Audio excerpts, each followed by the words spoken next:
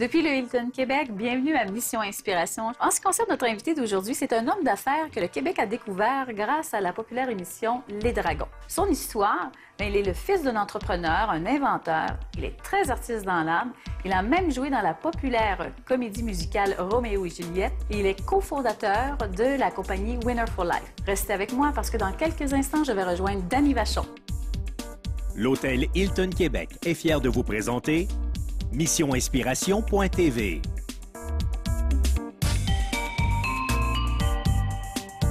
Danny, merci beaucoup d'avoir accepté notre invitation. Ça fait grandement plaisir. Merci de m'avoir invité, Anne. Écoute, Danny, tu as un visage très connu au Québec depuis que tu as participé à la populaire émission Les Dragons. Ça a quand même marqué ta vie d'entrepreneur, toute cette visibilité-là. Hein? C'est certain.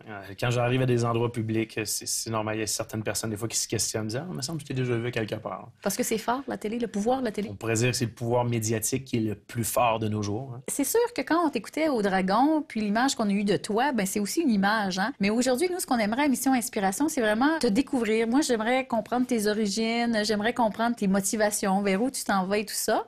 J'aimerais ça que tu nous parles de où tu es parti, parce que quand on a commencé à discuter ensemble, j'ai fait des belles découvertes, des choses que les gens ne savent pas. Donc, j'aimerais ça que tu me parles de toi là, dans les tout premiers départs, dans le fond, de tes idées en entrepreneuriat et tout ça. Mais c'est certain que la première idée d'entrepreneuriat, c'est mon père. J'ai été élevé par un entrepreneur, quelqu'un qui est un fort travaillant, quelqu'un qui est très persévérant, puis ma mère aussi l'était. Mon père m'a amené tout de suite dans son, on pourrait dire, son sillage d'apprendre la vente, le marketing, les négociations. J'avais 3, 4, 5 ans. J'allais travailler avec lui à son magasin. Mon père avait un magasin de véhicules récréatifs. Okay. Donc, il vendait beaucoup de motos, planches à voile, tracteurs. Il faisait de la vente, des négociations. Donc, j'ai appris à négocier moi aussi. Puis j'étais très, très jeune. Et puis, si mon père avait peut-être été médecin, j'aurais peut-être pensé à jouer à d'autres choses quand j'étais jeune. Mais quand j'étais jeune, moi, j'avais mes entreprises. C'était clair dans ma tête que je faisais déjà des dessins d'entreprise. Ça, puis je dis, regarde, plus tard, je vais avoir ça. Puis, fait que c'était normal pour moi. Donc, c'est vrai hein, qu'à quelque part, quand on a cette inspiration-là, comme tu dis, si ton père avait été médecin, peut-être que tu aurais fait une autre genre de carrière, mais finalement, tu as baigné dans le fond là-dedans. Mais ton père, outre le fait que c'est un entrepreneur, ton père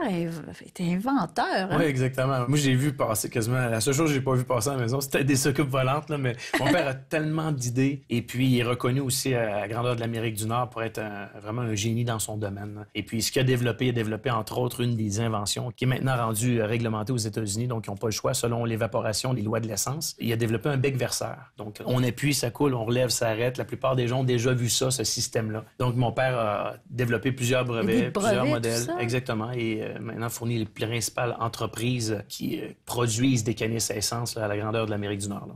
Quand on voit un père qui investit immensément, qui croit en ses idées, puis qui fait ça pendant des années, puis que c'est pas toujours facile. Mon père, quand j'étais plus jeune, avait plus en valeur de brevet que la valeur de la maison. Et juste pour te dire comment que ça peut être beaucoup d'investissement. Mais c'est du stress. Ça amène beaucoup de stress. Moi, j'ai tout vécu ça. J'ai vu mes parents vivre ça. Et puis, de voir mon père qui croit toujours en ses idées, puis un jour, les gens vont en voir ça. Puis, il démordait pas de mettre doute du tout de ça. Puis aujourd'hui, c'est rendu obligatoire. C'est à cause de la loi de la réglementation sur l'évaporation de l'essence. C'est incroyable. C'est exceptionnel. Donc, de voir mon père qui a créé ça, j'avais environ peut-être 10-12 ans quand j'ai posé sur les premières photos avec la canisse d'essence pour montrer le bec verseur. Maintenant, de voir que mon père en produit à coût de centaines de milliers d'unités là, mensuellement, c'est exceptionnel. Qu'est-ce que ça a développé en toi quand, à un moment donné, tu as commencé à pouvoir voir comment tu pourrais accomplir tes propres rêves? Qu'est-ce que ça a façonné en toi? C'est certain que toutes les choses que j'ai faites dans la vie, que ce soit autant au point de vue du sport, que ce soit au point de vue par la suite aussi, donc j'ai touché aussi de la musique, quoi que ce soit, tout ce que j'ai voulu accomplir dans la vie, je me disais toujours, quand j'arrivais devant un obstacle, je me disais, qu'est-ce que mon père y ferait?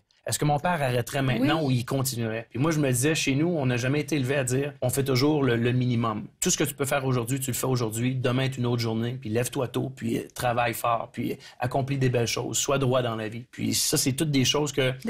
Des valeurs, exactement, que mon père et ma mère nous ont inculquées. Puis que j'ai toujours essayé de mettre dans le quotidien pour qu'ils soient fiers aussi de moi. Et là, à un moment donné... T'as quand même pris une autre branche, hein? T'as découvert en toi, dans le fond, qu'il y avait un artiste qui était au fond de toi. Depuis que j'étais jeune, j'ai toujours fait beaucoup de concours de dessin. Ça m'est arrivé même de gagner quand même des bons montants avec ça. À chaque année, je gagnais des concours, puis il y a même des gens, des fois, qui me disaient « Danny, si t'es dans le concours, moi, je m'inscris pas. » Et sérieux, t'avais ce talent-là inné? Ben, sans dire que c'était inné, mais j'avais aussi un côté entrepreneurial, puis je vais te l'expliquer le pourquoi. c'est qu'à chaque fois que je faisais des dessins, je faisais pas juste une première esquisse puis je disais c'est lui qui va gagner. Mais je commençais à prendre des recherches, j'essayais de voir c'était quoi le thème. Je faisais plusieurs esquisses, je demandais à des gens comment tu trouves ça, pour essayer de m'aiguiller à savoir quel dessin va être le meilleur. Souvent, c'est comme ça que je réussissais à gagner. J'avais quand même du talent. La plus grosse bourse que tu as gagnée? Je posais des questions.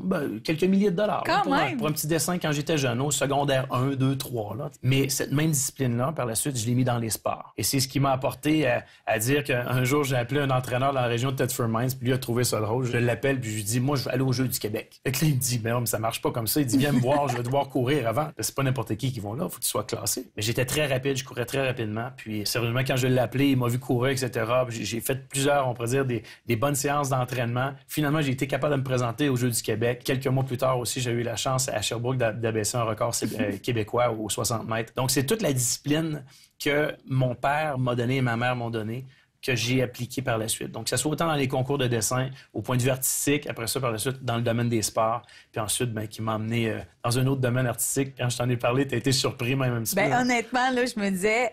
Tu vois, je te voyais à la télévision, on échangeait sur Facebook parce que je trouve que tu as beaucoup de pensées inspirantes, beaucoup dans toutes les notions justement du succès, mais du travail qu'il faut mettre derrière le succès. J'aime beaucoup te suivre. Mais quand tu me dis ça, je me dis non, là, ça, je m'attendais pas à ça parce que la musique est venue te chercher, toi. Bien, quelque part, c'est que quand j'étais jeune, pour avoir plus de discipline dans la vie, ma mère et mon père m'ont inscrit à des cours de piano parce que ma sœur en avait fait. Ma sœur avait fait l'équivalent d'un bac en piano. Et puis, j'ai fait peut-être un an et demi, 2 ans de piano et j'ai arrêté parce que la sœur qui me donnait des cours de musique à l'époque était très autoritaire. Puis moi, j'aimais pas ça. Puis j'ai dit, j'arrête ça.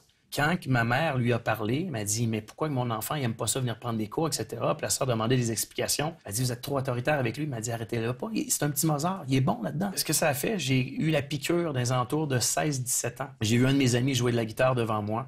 Et puis, j'ai dit, wow, c'est donc bien génial. Environ à 17 ans, mon père m'a acheté une guitare pour Noël. Et puis, c'est à partir de là que j'ai commencé à faire pour dire, de la guitare et m'intéresser plus au côté artistique. De fil en aiguille, j'ai eu quelques petits bands au départ, hein, des groupes de musique. Un jour, il y a un gars qui m'a dit, regarde, apporte un micro. Pour mon deuxième bac, j'avais passé une audition. Il dit, apporte un micro, on va voir, si tu as des bacs vocales, puis on va t'essayer. Finalement, je passe l'audition, puis à la fin, il dit, non, regarde, tu vas chanter aussi des chansons, puis tu vas être lead. Là. Tu savais pas que tu étais porteur d'une belle voix? Pas vraiment, là. Non. Juste, tu chantais pas dans ta douche? Ben non, moi, dans ma tête, c'était pas ça. J'étais comme, moi, j'étais guitariste. C'est spécial, c'était ça qui était hein? intéressant. Hein? Par la suite, après avoir su que j'avais une voix, par la suite, j'ai décidé vraiment de dire que je vais m'en aller au point de vue de la musique puis d'en faire une carrière. Puis pourquoi j'ai décidé ça? C'est que je voyais beaucoup de stress financier que mon père et ma mère vivaient. Puis son entreprise, c'était très saisonnier. Puis je sais aussi les tensions que ça apportait dans le couple. Là, je me disais, mais qu'est-ce que je peux faire pour essayer de retraiter mes parents? Si on pense tout essayer de leur donner du plus, ils m'ont tout donné. Qu'est-ce que je pourrais faire? Moi, ce que j'ai rêvé au départ, c'est que après la musique, c'était une suite logique de dire, je suis musicien, je chante aussi, pourquoi pas? Regarde, on va faire une carrière là-dedans. Fait que là, moi, je pensais peut-être pas à la Bon Jovi, U2, etc. Là, mais je me disais, je vais faire une carrière là-dedans. Puis je peux très bien réussir parce que j'ai l'éthique de travail, je l'ai prouvé dans le dessin, je l'ai prouvé dans le sport. Je vais le faire là aussi. Et c'est qu'est-ce qu'on va faire, Danny? On va garder les gens en haleine parce qu'au retour de la pause, on va connaître la suite de l'histoire de Danny Vachon.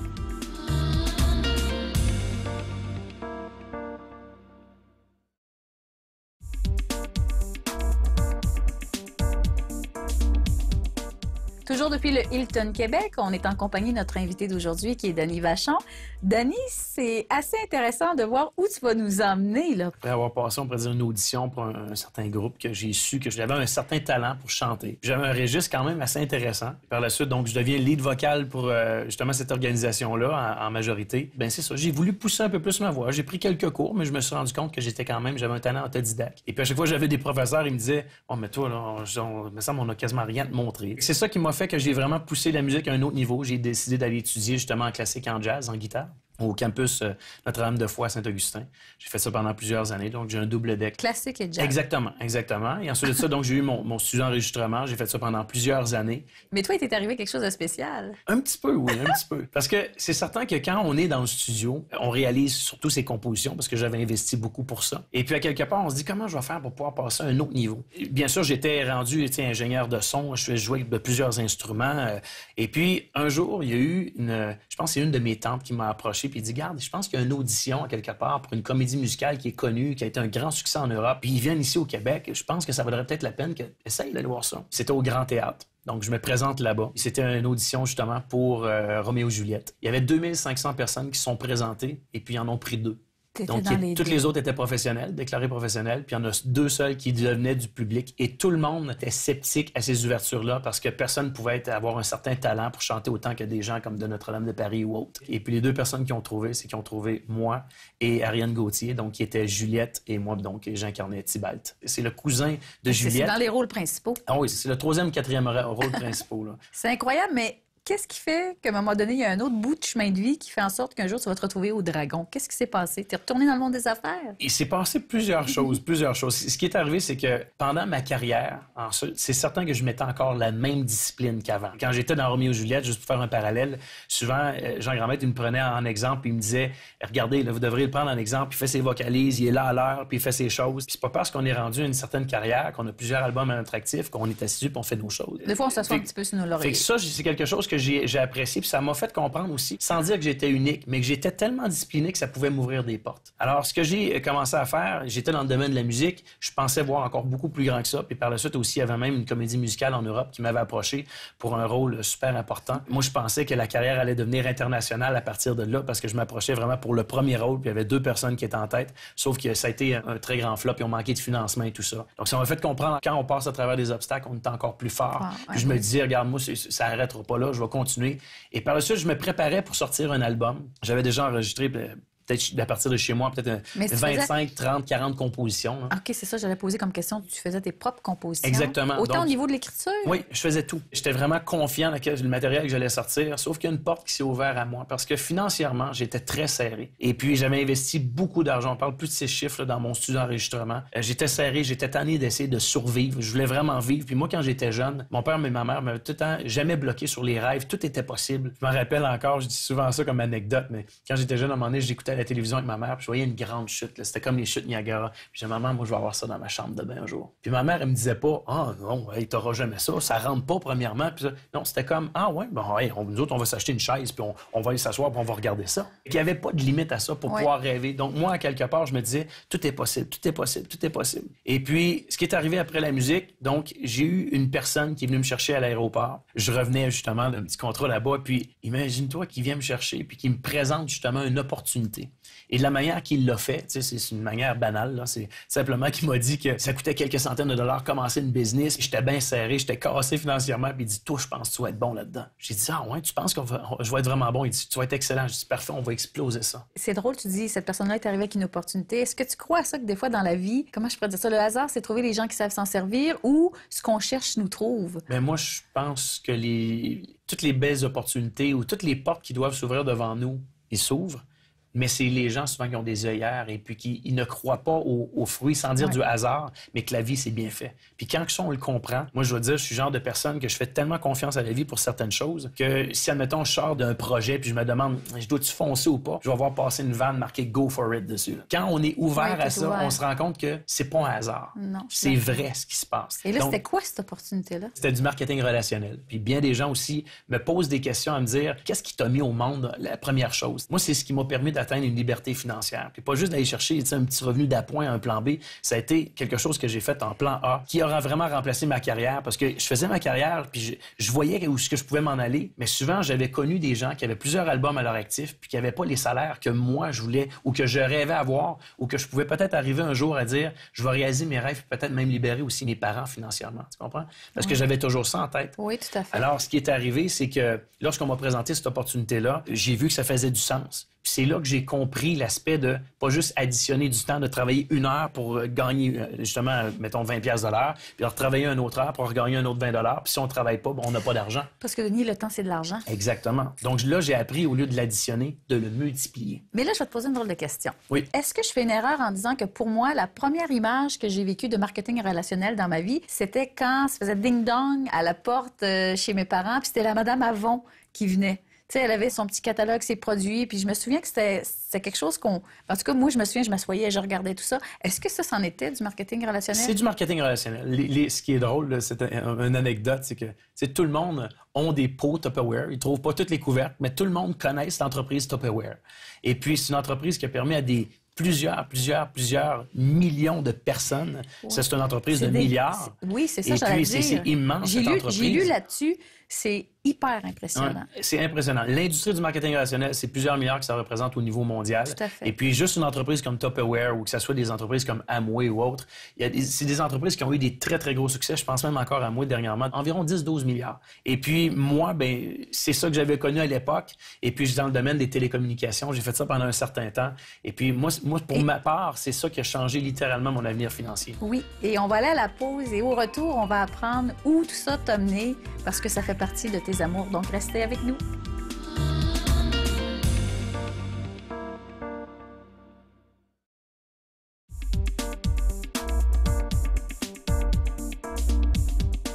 On est toujours depuis le Hilton Québec en compagnie de Dany Vachon.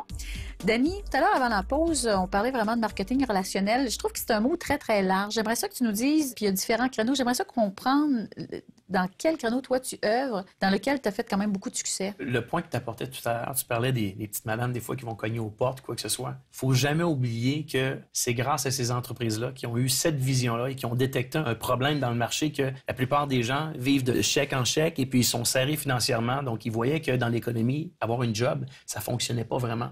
Donc, il fallait avoir quelque chose d'appoint. Avec un faible investissement de départ, pouvait bénéficier des avantages de toute une compagnie qui mettait toutes les infrastructures en place. Alors, c'est un peu qu'est-ce qui s'est passé. L'industrie du marketing relationnel s'est rendue tellement immense. Les hommes les plus riches sur la planète utilisent maintenant ce type de véhicule-là pour propager différents types de produits et services et même détiennent des entreprises comme ça. Quand on parle de Carlos Slim, Carlos Slim, qui est l'homme le plus riche sur la planète, a 5 entreprises de marketing de réseau. C'est vraiment maintenant, là, autant en Asie qu'ici en Amérique du Nord, c'est immense et c'est vraiment l'industrie du 21e siècle. Je ne sais pas si tu as déjà vu le livre de Robert Kiyosaki qui parle de ça.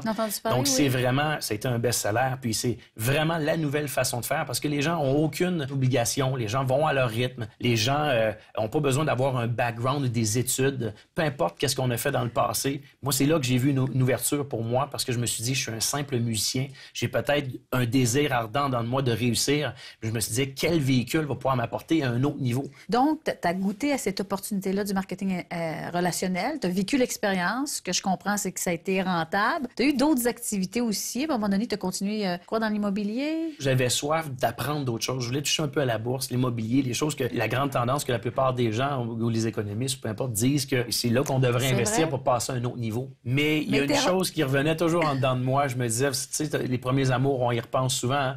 Donc, c'est la meilleure chose. Le premier amour en business, ça a été le marketing relationnel. C'est ce qui a changé littéralement mon avenir financier. Puis, quand je parle de changer l'avenir financier, juste d'atteindre une certaine liberté financière. Je veux juste faire attention à ce mot-là. C'est que c'est pas de dire, regarde, j'ai 10 millions dans le compte, mais juste de dire, regarde, moi, ça me coûte 5 000 vivre par mois, et puis j'ai 5 000, mettons 500 $ qui rentrent à tous les mois, puis qui se tannent jamais de rentrer, d'aller chercher une liberté financière, d'avoir une qualité de vie, d'avoir moins de stress dans la vie. Si tout le monde y regardait le seuil qu'ils ont besoin pour être capable de mieux vivre et d'enlever leur stress, puis qu'ils l'auraient dans leur compte de banque à tous les mois, les gens, ils penseraient plus pareil. Donc, c'est pour ça que le marketing rationnel, c'est ça que ça m'a apporté. Puis par la suite, je me suis fait comme mission de vouloir aider un maximum de gens au niveau mondial pour pouvoir les aider à atteindre, pas juste avoir un plan B, d'aller chercher un petit revenu supplémentaire, mais aussi pour les gens qui ont des grandes aspirations, d'aller chercher un avenir financier exceptionnel. Là, si je comprends bien, cette compagnie-là, comparativement à ce que tu avais vécu, tu avais adhéré à des projets de marketing relationnel, mais là, tu en as créé un. Exactement. C'est ça, hein? Exactement. J'ai décidé de, on pourrait dire, mettre toutes mes forces. Et puis, c'est vraiment mon expertise que j'ai, puis la force aussi que j'ai de développer avec l'humain, puis de les aider à tout ce que je fais aussi dans les conférences, d'essayer de les apporter à un autre niveau, d'apporter du développement personnel. Qu'est-ce que tu veux dire par conférence? Bien, ça m'est déjà arrivé, tu sais très bien, que j'ai fait plusieurs conférences. Oui. Bien sûr, à l'intérieur de ça, j'ai la chance aussi de pouvoir coacher des gens et de les aider à se développer personnellement. Puis une des choses qui est géniale aussi du marketing relationnel, c'est que c'est pas juste comme on prend un cours à l'université, ça nous coûte des milliers de dollars pour chacune des sessions. Mais à la fin de l'année, bien, on a peut-être appris des choses, mais ça nous a coûté de l'argent. Le marketing relationnel, ce qui est génial, c'est que ça permet à n'importe qui de pouvoir se développer personnellement, d'avoir aussi un plan de compensation qui est rattaché. Parce que vous avez quoi, de la formation aussi à travers ça? Exactement. Il y a de la formation, il y a plein de choses. Puis le but, c'est d'entourer les gens. C'est leur entreprise, au sein d'une grande entreprise. On leur donne tous les outils qui sont nécessaires. On leur donne tout le support, les technologies qu'on a qui sont innovatrices, qui sont exceptionnelles. Alors toi, tu étais vraiment sur le terrain, autant pour les produits que pour les programmes de formation et tout ça. Exactement. Donc, au sein de Warner Winner for Life, donc on est 2 cofondateurs. Oui. Il y a moi et il y a Patrick Aubé, qui est vraiment une sommité, très bonne tête d'affaires, mais aussi une sommité au point de vue de l'informatique, au point de vue de la programmation. On est vraiment fiers parce qu'on a vraiment un très, très beau succès. Déjà, pour la première année, on parle de plusieurs millions de revenus. Et puis, le plus important là-dedans... Plusieurs millions de revenus. Oui, exactement. C'est une classe dans les meilleures entreprises en démarrage, qu'on pourrait dire ici même, pas juste au Québec, mais au Canada, mais vraiment en Amérique du Nord. On est vraiment fiers de ça. Puis le plus important, c'est pas de dire l'argent qu'on a pu faire avec ça. C'est plutôt de dire le nombre de vies qu'on est en train de changer et d'impacter au point de vue financier, aussi au point de vue de la santé, parce qu'on est dans le domaine de la nutrition. OK, parle-moi de c'est quoi ces produits-là? Donc,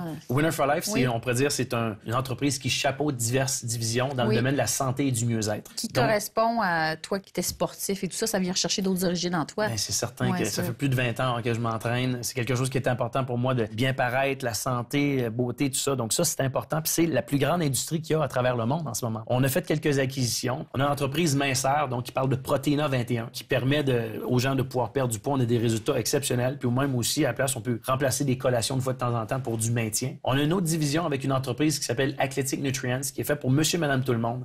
Donc vraiment des produits pour tout le monde, mais aussi jusqu'à des athlètes. Donc, on a des produits hormonaux, du collagène pour les articulations, la peau, etc. On a même aussi des multivitamines. On a plein de choses avec une très grande certification. Puis c'est vraiment des produits de très haute qualité. Et en plus, après ça, de produits, on a décidé de marier ça à des activités. Donc, bon, ben c'est ça que j'allais dire, parce que je voyais sur ton Facebook là, les super activités Bootcamp. Oui, Bootcamp Race. Bootcamp OK, ça, c'est là-dedans aussi. Exactement. Okay. Donc, on n'a pas juste l'aspect ça, les nutrition. gens aiment ça, hein? Exactement. Ben, les gens, ils posent des photos, puis on dirait qu'ils vivent au point de vue un marketing, accomplissement. c'est exceptionnel. Ouais. Puis nous, c'était logique pour nous de dire, on a l'aspect de pouvoir aider aux gens à être mieux en santé, de pouvoir perdre du poids, se garder en santé, d'avoir de la bonne nutrition pour ça, d'avoir les bons nutriments. Mais qui peut par participer? la suite, tout le monde. C'est ouvert à tout le monde. Et c'est pour ça, justement, qu'on a décidé de développer Bootcamp Race. Et ensuite de ça, on a aussi, puis en passant, Bootcamp Race, on sort un magazine très bientôt. Donc, vraiment pour promouvoir tout ce qui est les activités physiques et la santé. En plus de ça, on a sorti une nouvelle division dernièrement, puis on est vraiment fiers de ça, qui est Come and Train. Come and Train, c'est des entraînements extérieurs, des activités extérieures que les gens peuvent venir à chaque semaine aller s'entraîner. On est dans plusieurs régions. En ce moment, très bientôt, on va avoir plus d'une centaine de séances d'entraînement à chaque semaine dans diverses régions. Puis ça, c'est pour me permettre les gens à s'entraîner, les motiver à se bouger, parce qu'on permet aux gens, même s'ils ne sont pas des athlètes, de pouvoir le faire, d'aller à leur rythme. Dans Winner for Life, dans le fond, tu as des gens qui ont adhéré, dans le fond, à cette compagnie-là. Ils sont des associés, exactement. Ils sont des associés. Donc, eux, ils font des revenus avec ça. Exactement. Mais eux, ils participent aussi aux activités. Il y a comme une famille là-dedans, si exactement. je peux dire. Hein? La plupart des gens qui décident de se lancer au sein de Winner for Life, bien sûr, il y en a beaucoup qui aiment la santé. Il y a toujours 2 créneaux. Il y a toujours des gens qui viennent pour l'aspect financier, puis il y a des gens qui viennent pour l'aspect santé. Mais tôt ou tard, ils voient que l'aspect financier est intéressant. Puis ceux qui aiment l'aspect financier, ils disent « Hey, il y a vraiment des bons produits. » Mais là, ça part une roue parce que les gens qui ont perdu du poids ou qui se nourrissent déjà bien, bien souvent, les gens qui ont perdu du poids veulent mieux se nourrir. Les gens qui se nourrissent déjà bien, ils veulent bouger. Donc là, ça apporte des activités. Les gens bougent dans les différentes régions qu'on est en train de mettre en place avec Come and Train. Et ensuite de ça, les gens se fixent un objectif ultime qui est d'aller faire un Bootcamp Race. Donc, c'est une suite logique. Et en plus, on est la seule entreprise de marketing relationnel au niveau mondial qui n'ont pas juste les produits, mais qui ont aussi les activités pour permettre aux gens de se dépasser personnellement. Ça, on est vraiment, vraiment fiers de ça. Je trouve ça intéressant parce que moi, quand je voyais ça sur Facebook, j'avais comme l'impression que c'était comme des activités super populaires, mais qui n'étaient pas nécessairement liées dans le fond, mais je vois que c'est comme tout un ensemble. Les associés de Winner for Life ont la chance de pouvoir promouvoir tous ces produits et activités-là. Donc, bien sûr, aussi, il y a plusieurs autres divisions qui s'en viennent bientôt, dont entre autres une division immobilière. On veut vraiment aider les gens à pas juste être en santé au point de vue de corps et d'esprit, mais aussi au point de vue financier et d'assurer leur futur. Mais Dani, tu touches 2 grandes cordes sensibles. Hein? Je veux dire, les finances, on se compte pas de mentir, c'est une réalité pour tout le monde. L'autre corde sensible, c'est tout ce qui concerne la santé. Tout le monde est quand même préoccupé par ça. Là. De plus en plus. Les choses changent. Hein? Oui. Là, quelques centaines d'années, c'était normal d'aller chasser pour se nourrir. De nos jours, tout va de plus en plus vite, puis les gens prennent pas le temps pour eux. Et là, il y a un tournant depuis quelques années. On le sent, là, que la santé, le mieux-être, c'est de plus en plus important. Puis c'est pour ça que je voulais revenir avec le marketing relationnel et pas juste arriver avec des bons produits aussi, puis d'avoir aussi des bonnes activités, d'avoir une belle vision dans le futur, parce qu'on a toute une vision. Là. J'adore cette industrie-là parce que j'ai tellement appris, j'ai eu des bons mentors. Moi, ça a changé ma vie littéralement. Donc, c'est pour ça que je voulais revenir à ça. T'as vécu maintenant... le chemin, toi. Exactement. C'est ça. J'ai vécu le chemin, mais maintenant, c'est à mon tour. C'est bien beau.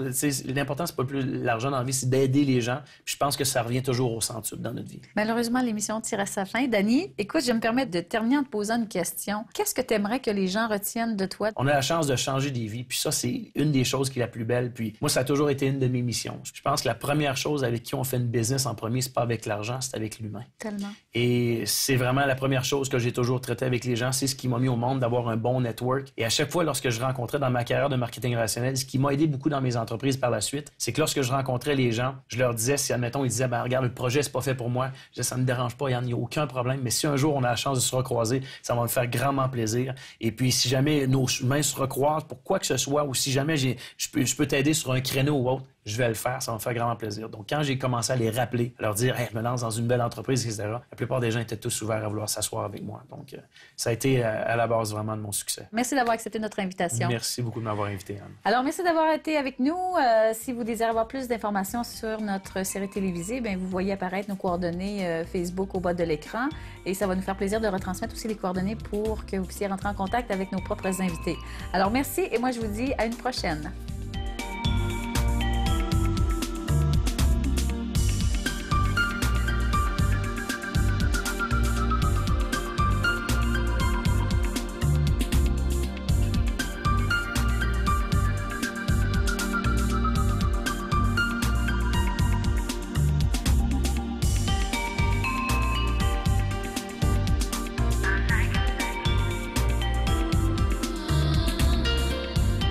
MissionInspiration.tv vous a été présenté par Hilton Québec, l'hôtel de choix pour vos événements au cœur du Vieux-Québec. Hilton Québec, on s'occupe de tout.